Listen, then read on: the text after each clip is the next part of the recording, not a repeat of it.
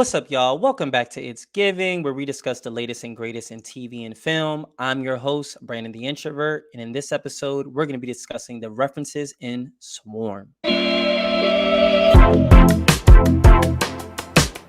So basically, this is the bonus video I was talking about in the last video. But before I start, I wanted to say thank y'all so much for the support of my past video, the Swarm recap. I've been getting a good amount of messages and just engagement with it. And I really want to appreciate y'all because it's hard doing this by myself. It's hard. So there's days where I just want to just stop, and days where I want to keep going, and days where I want to do a little bit of both. But days like these and moments like these are they help with everything. They help with keeping me going with this. So, and I want to keep growing and growing this podcast because I feel like it is special, but it's turning into something that I really truly believe now is special. So thank y'all. So basically this video it's not going to be about Beyonce. So if you think it's going to be about Beyonce, don't log off. You can still stay. It's more so about the references that they use in Swarm, references that are from real life, rumors, maybe even fake stories, and references injected into the story that makes Swarm what it is, essentially. Now, I'm not doing the obvious Beyonce stuff like the elevator scene or the First Last tour, which is like the 444 album, and the Running Scared tour, On the Run tour, and the Bonnaroo, Coachella. I'm not doing those. I'm doing, like I said, the references that they use that are more so like the non-Beyonce references. I will be making some Beyonce references that I feel like might be not too much obscure, but more so not as obvious as the ones that are prevalent throughout the show. And I just feel like there's already lists of Beyonce references too out there, but I feel like there's not a lot of stuff talking about just the straight up references like the cult and shit, and we're gonna get into that. So yeah, that's pretty much my disclaimer for this video, and definitely spoiler alerts throughout this video if you haven't seen Swarm already. I don't know why you're watching, but welcome. So with Swarm, we could already tell that they want us to question whether things are real or not. Usually in TV shows, you'll have disclaimers, which will be anything that might seem real or referencing, a real event or real people it's unintentional. Don't think too hard on it. This is its own thing. That's their thing. But this show puts out a disclaimer, and I quote, that says, "This is not a work of fiction. Any similarity to actual persons, living or dead, or actual events is intentional." So they're making it known from jump, anything you feel is real. We did that on purpose. It might be real. It may not be real. I don't know. It's for you to figure out, So from jump, you could already tell, okay, this show will have me guessing, in terms of what's fake and what's not. And I'm going to be using that a lot. What's fake and what's not, what's real and what's not. But it's true. It leaves you second guessing. Just before I really jump into things, you can even already tell by the writing style is very similar to Atlanta because it was so many people on the Atlanta team working on the show. You got Donald Glover and Janine Neighbors as the co-creators. You got Stephen Glover. You got Ibra Akay, Adama Ebo, Karen Joseph Attic.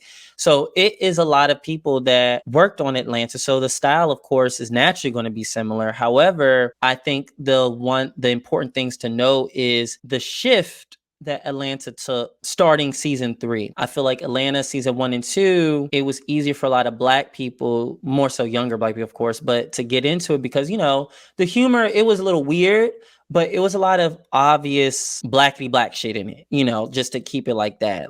It was a lot of things that a lot of audiences, I feel like, could grasp onto. Things might have not been predictable, but it was still oh, okay, I get this humor. Ha ha ha ha ha ha.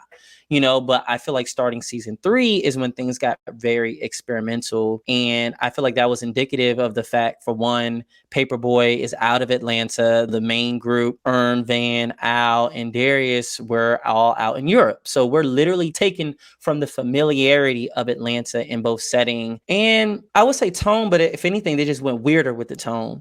But we're literally taking out the familiarity of Atlanta from both the show perspective and, like I said, the setting perspective, and place in this new type of environment, a weirder way of storytelling, I feel like. And honestly, I feel like that's why it was met with a lot of mixed reviews, because it was hard to grasp. Many people thought it was just too heady, too intellectual, and just not enjoyable like how season 1 and 2. And honestly, I feel like everybody has an argument. It's just the way in which you're viewing it. For me, I viewed it as they just wanted to be experimental. They wanted to try something new. And with that, it could either flop, it could be great, it could be both.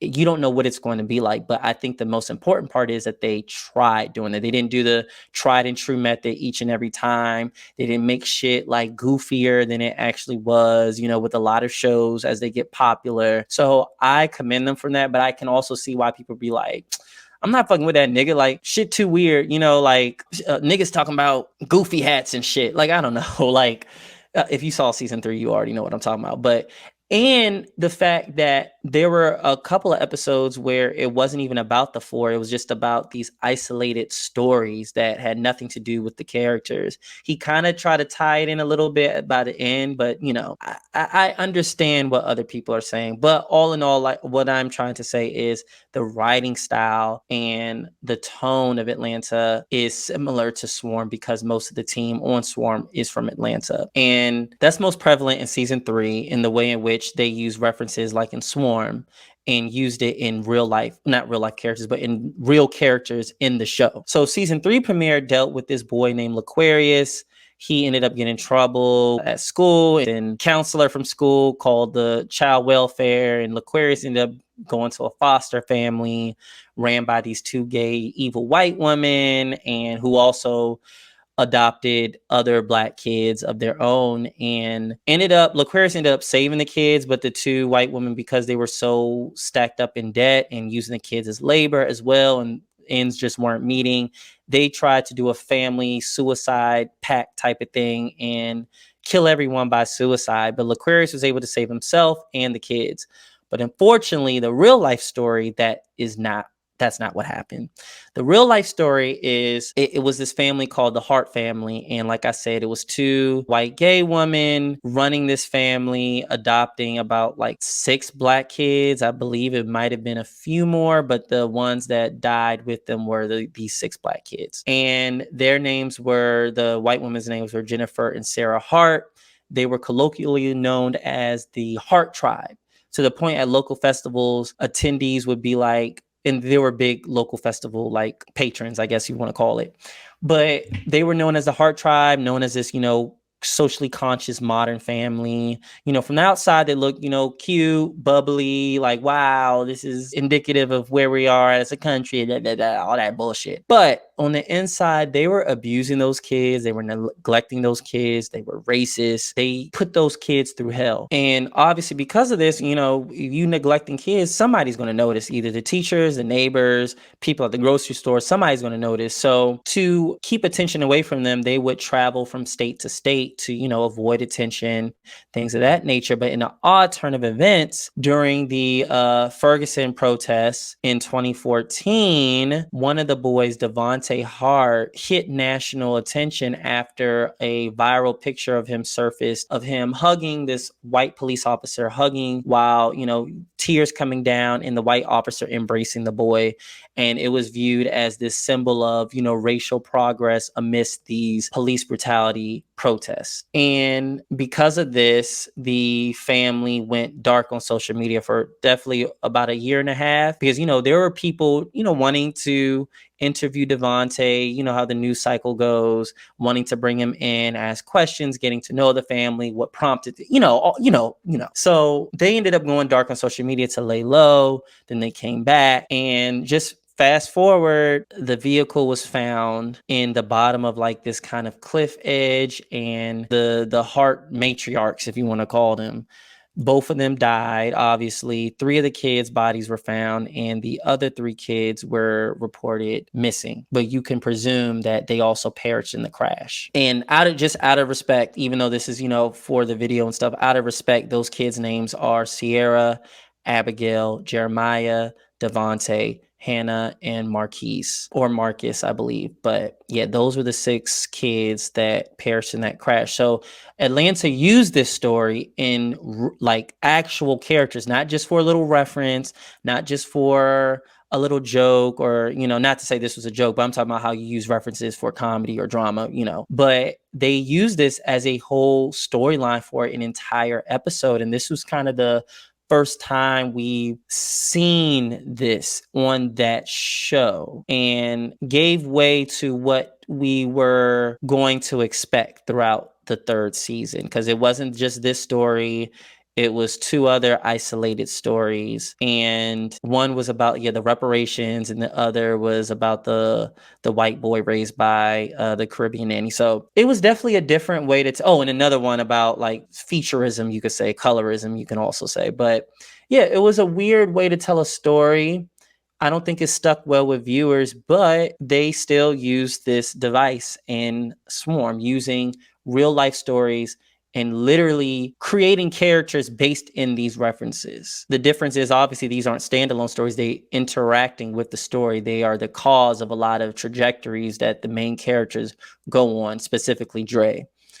So that's just a little background and kind of the use of references and the way they're used. And we're going to get into more about how they're using, from season 4 at Atlanta to one of the episodes in this series and what have you. And before I get into it again, before I get into the nitty gritty of it, but Hiro Murai, who is the director of Atlanta, he, there was a mockumentary type of episode in the final season, and he viewed stories like these and just the air of Atlanta as kind of post-truth. And what he meant by that is just referencing how the news is, where he views the news as kind of post-truth, and meaning you don't know what's true, you don't know what's fake or not, especially even credible sources. You have to double check them on a lot of things, because rumors go out, people run with it and don't check their facts, and it just causes a lot of confusion. However, even though some of the stuff in that the Goof Who Sat by the Door episode, which I'm going to talk about later, but the final season of Atlanta,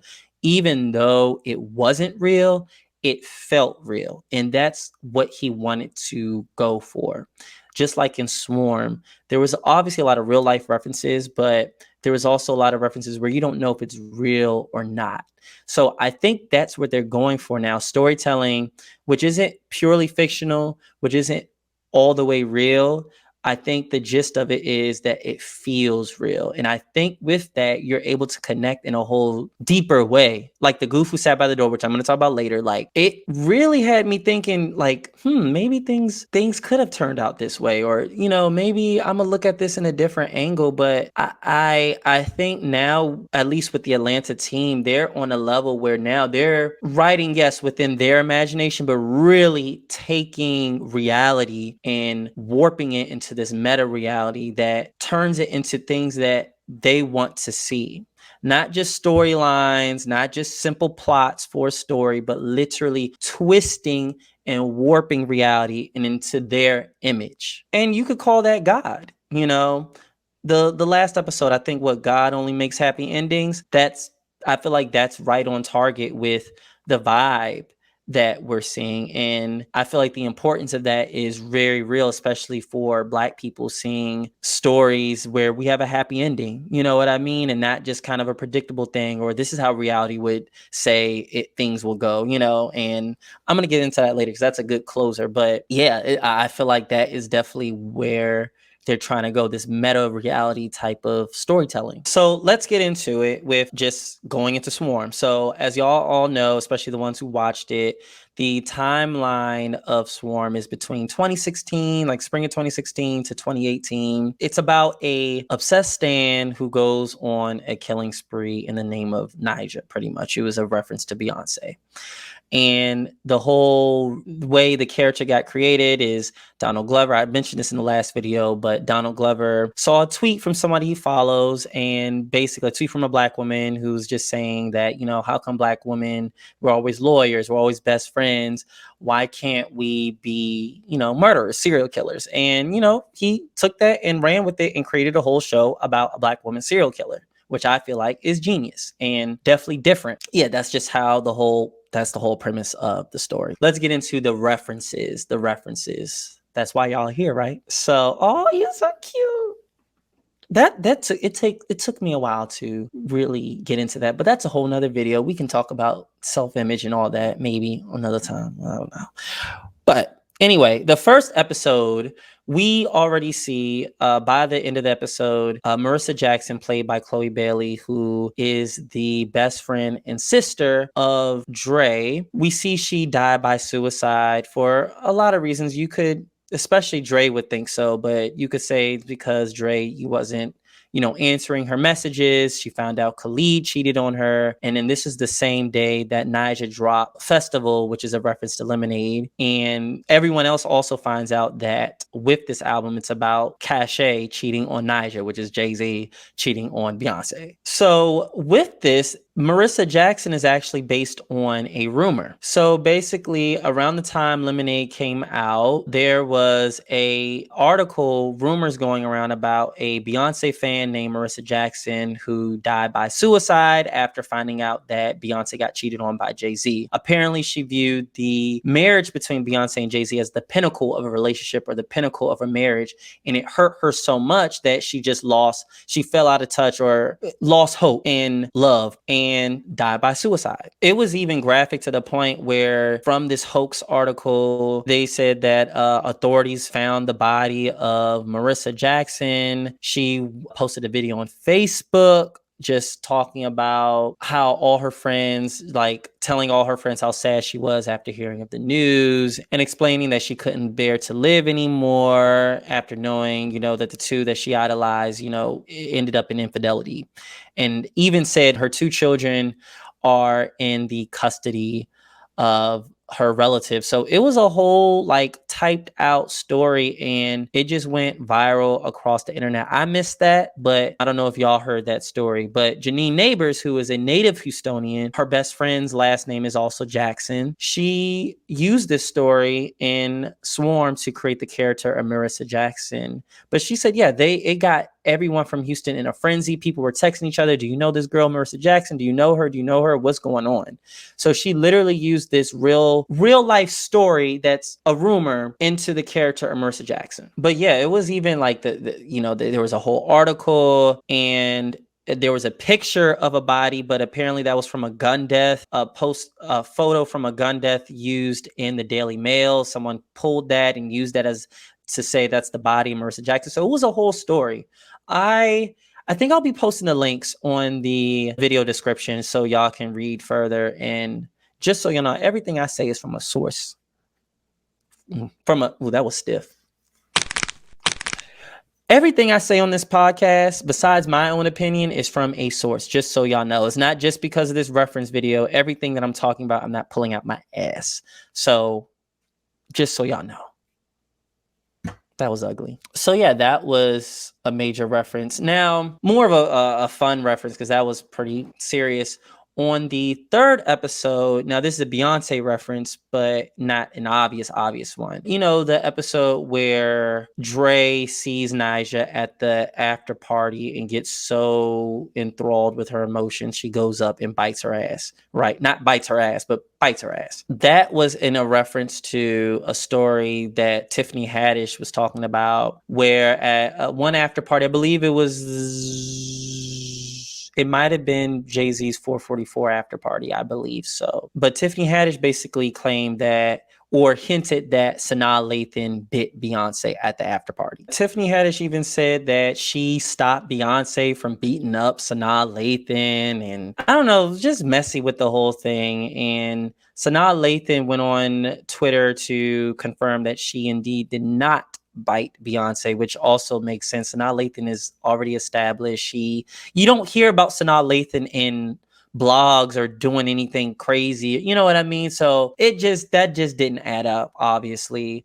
I didn't know about this bite story until I was doing the research into the references. But even when I was reading, I was like, Sanaa Lathan didn't do this shit. And Tiffany Haddish just seems off, for better lack of words. So I just wasn't believing it. But It was referenced in Swarm, the bite, obviously, but also when, Dre left and we see the two niggas from the kitchen staff, and one of them was like, you know who that was? The chick from Love and Basketball. And obviously that was in reference to Sanaa Lathan. First, I thought I heard Love and Hip Hop or something like that, but that was a reference to Sanaa Lathan. The more you know. Oh, so episode 4 with the cult and Billie Eilish, that was in a reference to a real cult titled NXIVM. Pause. So throughout this video, I'm referring to the cult as NXIVM, NXIVM.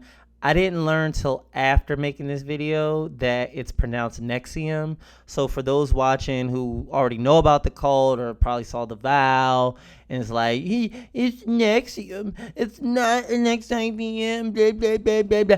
That's the reason I'm telling you now. Okay, enjoy the video. Bye. It was formed in 1998 by Keith Raniere and a psychiatric nurse who founded a purported self-help organization structured as an executive success program where over 16,000 members joined. And ultimately, the cult leader was sentenced to 120 years in prison. But girl, let me tell you the structure of the cult and how it happened and what they did in the cult and what cult subgroup they were talking about. Let me tell you. So the cult was broken down into 3 groups. So we have the first subgroup is called JNES. They were founded in 2006 as a series of exclusive workshops consisting of 8 sessions. I believe overall it costs $5,000 for all 8 sessions. That's how you know it's a scam. But the workshops basically indoctrinated the belief that men and women were wired differently and men don't possess the same liberties as women. Apparently, they were trying to instill that men are inherently polyamorous and it should be a norm for them to have more than one partner. And women should accept this reality.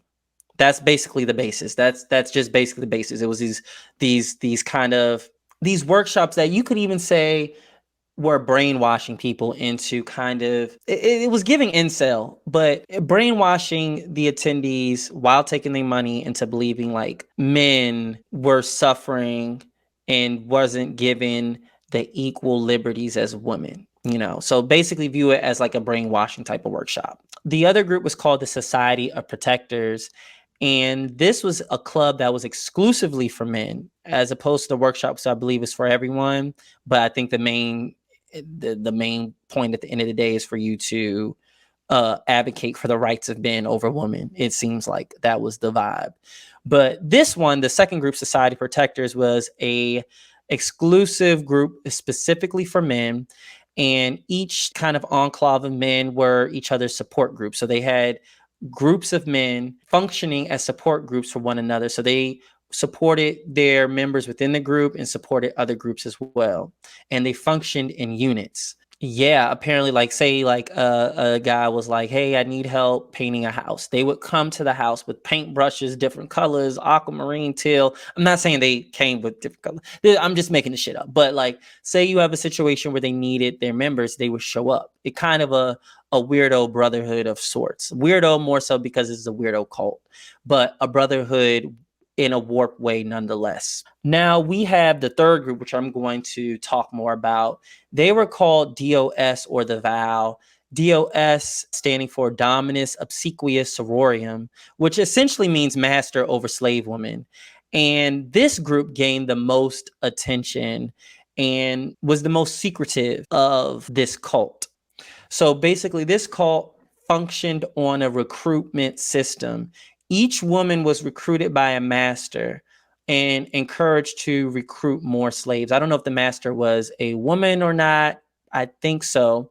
But this cult was so big that you had actresses such as Allison Mack, who acted on Smallville. She was a right-hand woman, I should say, for recruitment for these types of cults. And who else knows I guess we do know, but with these nasty ass cults, these women who were recruited had to prove their sisterhood and heal from sexual trauma by being coerced into having sex with this Keith Raniere. And they were also forced into extreme fasting because Raniere liked these women very, very, very slender. They were also required to hand over collateral, which was usually embarrassing or incriminating information about them, which gave, these recruitment masters leverage for these women to stay in the cult, as you already saw with Eva, played by Billie Eilish, who was having these the evolutionary therapy sessions with Dre and forcing her to, or brainwashing her and conditioning her to give up all her secrets. And we see she used that against her at the end of that episode. Yeah, they basically used that over the women, that they were going to reveal these secrets if DOS was publicly disclosed from these victims. They were also branded with Raniere's initials, and we see that was a reference into the woman who had these, weird markings. I forgot what bullshit Eva said they were. I think it was supposed to represent something, but we see that reference to the branding that was in a lot of different areas of these women. But in real life, it was branded with the initials of Raniere on their pelvises, as if to say, like, you're my livestock, pretty much. Like, you're my sex slave. So this cult went really, really deep. And over time, due to many, many claims of sexual, emotional, psychological, verbal abuse, the cult behavior, the NXIVM started to receive all of these lawsuits and was forced, obviously, to suspend its operations. Raniere was charged with child porn charges, racketeering conspiracy, and was found guilty of forced labor and sex trafficking, which resulted in that 120-year prison sentence. And we see, like in the show, they viewed themselves as the cult that got Dre, viewed themselves as kind of a sorority or a sisterhood. They had the markings. They were using psychological manipulation. They were fasting. You even hear some of the women talk about like fasting or just like losing weight, and also the using the secrets against them as well. And you even see with Dre when they had her go into the guest room and we see all of these beds. So it's like, I even was thinking like, why is there so many beds in one room? So this was like a recruitment chamber for this cult. So this was a direct reference to the NXIVM cult started by Keith Raniere.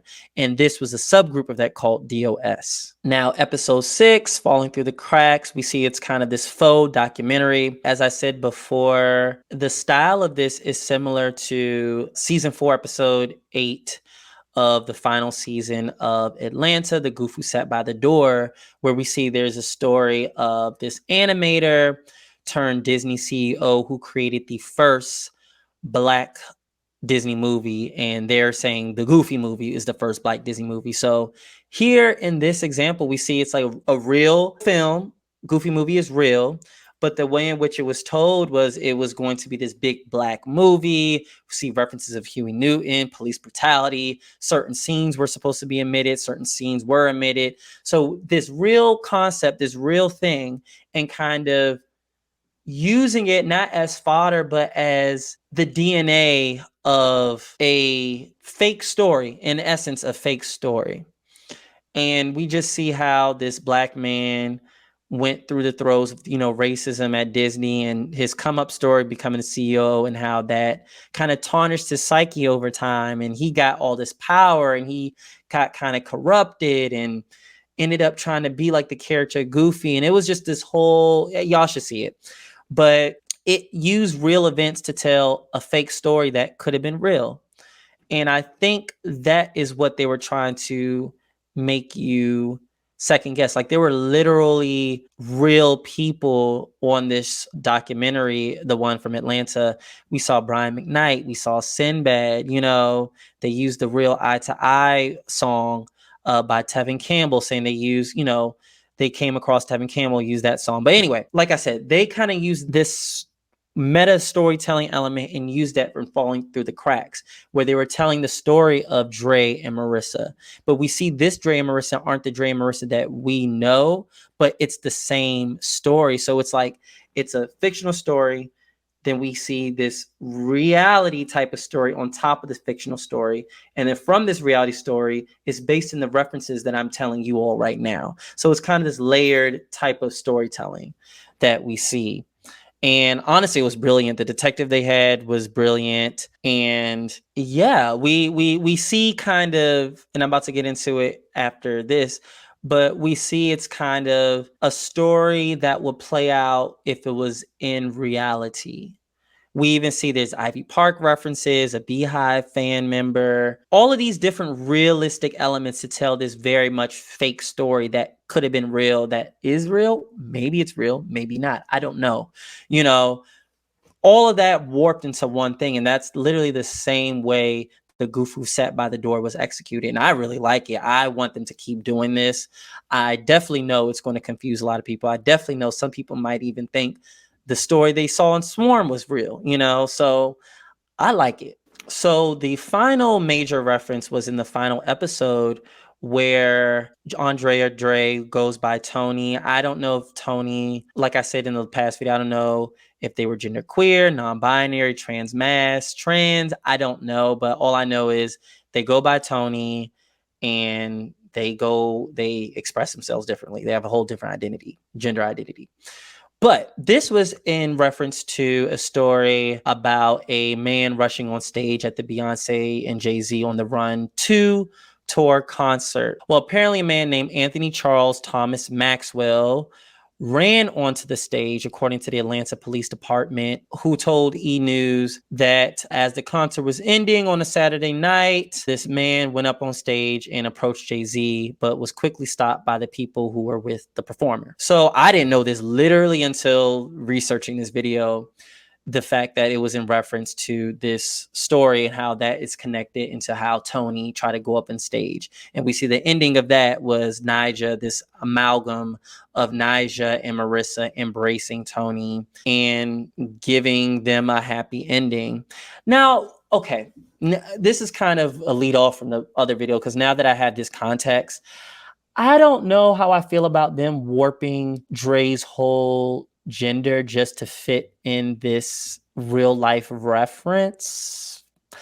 I feel like it was very, like I said, I feel like that deserves actual weight and attention. Gender shouldn't just be used just to fit in this narrative for this real life story. Like, I don't know how I feel about that, but all in all, that is the reference to this story about how this man jumped on stage and went into a commotion. So yeah, those are the references. And like I mentioned earlier in this video, like I really like this meta storytelling, because now it's not just about telling our stories. We're taking reality now and putting it into our own image. Like they had the documentary just to show, I feel like this is how things would go in reality. But we know, I think as Black people, Black, brown, indigenous, non-white, pretty much, especially Black, brown, indigenous people, we know how reality will go down for us. We know we're probably going to end up dying. We're probably going to end up in prison. We're probably going to end up going through mental health disorder.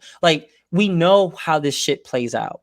So I kind of like how they're using this meta narrative tool to create a reality in which, yeah, we get a happy ending. It might not be believable, but we see it at the end of the day. All Dre wanted, Dre/Tony wanted, was an embrace by Nyjah and embraced by Marissa. They miss their sister. That's all they wanted at the end of the day. Even though they committed all of these murders and stuff, we see the source of it was just needing love at the end of the day. So maybe if we can create perspectives and narratives like this, we could kind of parse out the levels of character and motive a lot of people have, both, you know, I can talk about this in TV and film, but maybe in real life, maybe that would make us look at, you know, Black and brown people who commit crimes. Maybe that would make us think about why this happened, not just the societal perspective, but just individually, what did they go through in their lives for them to get from this point to that point, and what can be implemented along the way to prevent these stories from happening, or at least heal or treat people who are going through this or are in these conditions that Dre went through. You know what I mean? You know, because as we all know, like the prison system is based in patriarchy. It's a carceral system. So it has me thinking, like, maybe if we get a 360 view of what they went through, maybe we can have some more sympathy. Not so much saying like, if you commit a murder, it should be kumbaya in the sense that it should just be like, oh, they went through this. So like, I do believe in accountability, but I don't think it should be being sentenced into a box. Cause what is that going to do? But that's a whole nother thing. But I do like this meta reality where not only are we're creating our stories, but we're really creating stories that are based in reality. You know what I mean? So I'm excited to see whether Swarm will continue. I don't know if it will be an anthology type of series. I'm just making shit up right now, but I would like to see more of this type of device used in other characters, other stories from the Atlanta team. And who knows, maybe this will inspire a new generation of writers and creators to kind of do shit in this type of way where it's like we're doing stories in our image, not just doing stories, but in our image, like erasing reality, putting our own reality into it, by the same time using reality. So yeah, I'm excited to see where this goes. But yeah, this was another great episode. Once again, I really appreciate the support. Really, really love y'all for supporting me, because this is big, and I want to make this podcast and just evolve it into something major and something needed. So once again, I appreciate y'all. Be sure to like, subscribe, comment, share, engage. We're on Twitter, we're on Instagram, we're on YouTube, we're on Apple, we're on Spotify, we're on Amazon, we're on Google Podcast, shit. So I'm going to hopefully it doesn't get banned, but I'm trying to go back into TikTok. I don't know if y'all saw my P-Valley recap TikToks, but they're funny as hell.